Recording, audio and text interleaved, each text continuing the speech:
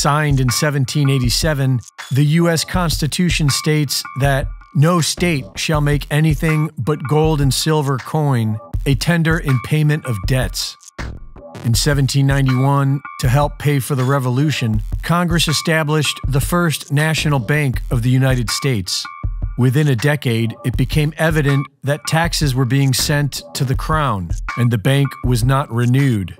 A political battle ensued, which resulted in the formation of America's first two political parties, the Federalists and the Democratic Republicans. The framers of the U.S. Constitution left out any mention of political parties because they saw them as corrupt relics of the British Crown's divide-and-conquer system.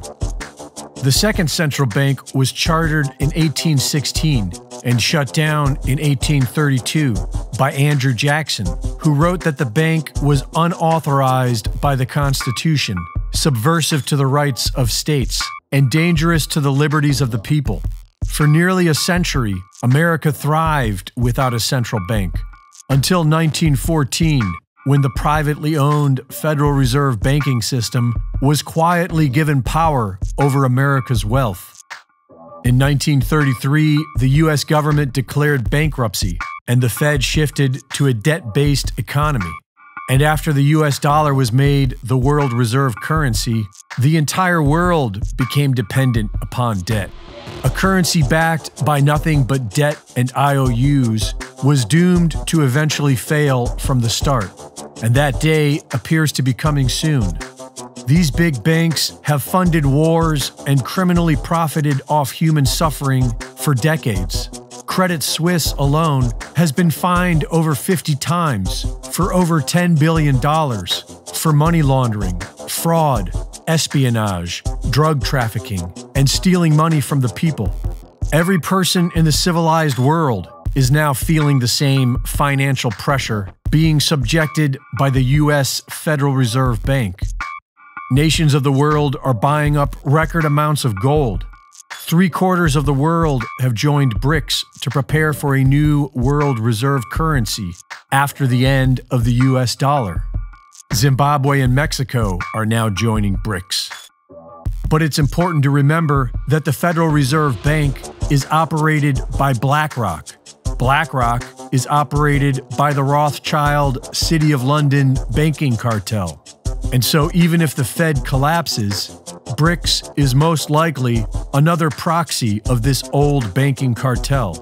The idea for BRICS was born in 2001 from Goldman Sachs. The Federal Reserve Bank's digital currency, FedCoin, is already hugely unpopular. CBDCs are being rejected upon arrival. But that isn't stopping the federal government and the failing big banks from luring the population into their new nightmare system. This July, the Federal Reserve Bank will be launching FedNow and managing practically every transaction made in the United States. Then all they have to do is what the Nigerian central bank just did: shred and destroy mountains of cash and stop filling the ATMs. But we're not slaves yet, and if we want to have financial freedom, then it's time to fight back against the CBDC concept and return to lawful constitutional money. Oklahoma has a law in the works that will protect Oklahomans from being forced to adopt a CBDC. And Florida is now working on a law that will expressly prohibit the use of a CBDC.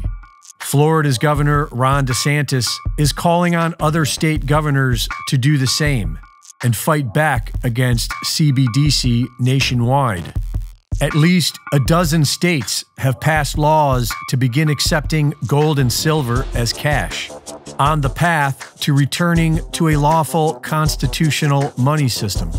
Several states have begun printing their own gold backs, a currency shaped like notes made of thin layers of pure gold with a polymer coating, making it easy to spend $1's worth of gold. And the free market has been busy figuring out blockchain banking since the Bitcoin white paper.